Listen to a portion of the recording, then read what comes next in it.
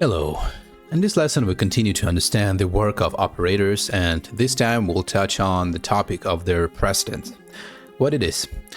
When you write commands in C++, you use different operators. Moreover, you often use several operators in one command. They must be performed, but sequentially. How does a computer know which statement to execute first and which statement to execute second? For this purpose, there is a precedence of operators. This is the order in which they are performed.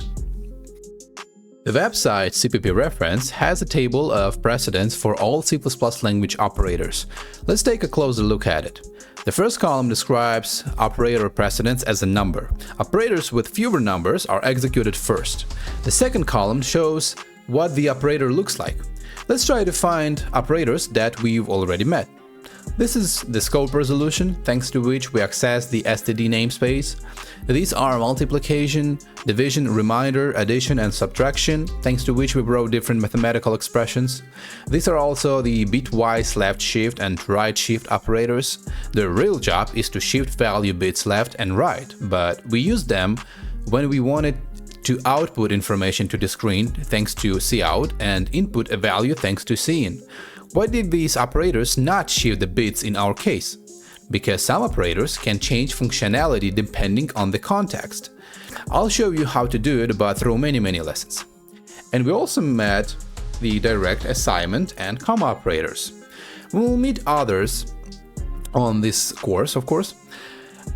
In the third column, you can see the names of the operators, and I'll talk about the fourth column in the next lesson. From this table, we can understand that in any expression, multiplication, division, and remainder will be executed before addition and subtraction, and value assignment will be executed last. Let me show you with examples how precedence works. In the first example, we use only one operator, assignment, so there's no sense in precedence here. In the second example, we already have two operators, so precedence works here. Why is the variable not assigned the value 10? Because the addition operator has higher precedence than the assignment operator, which means addition works first. This operator returns the value 30, and only then the assignment operator works. The third example adds another multiplication operator. Since it has highest precedence in the table, it will be executed first. Accordingly, the operation 20 multiplied by 50 will first occur, which will return the value 1000. And then, according to the precedence table, the addition operator should work. Thanks to it, the operation 10 add 1000 will occur and return 1010. And in the end, this value will be written to a variable thanks to the assignment operator.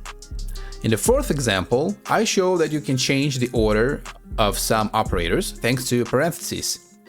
Here it works exactly the same as in mathematics. You can put as many parentheses as you want, anywhere you want.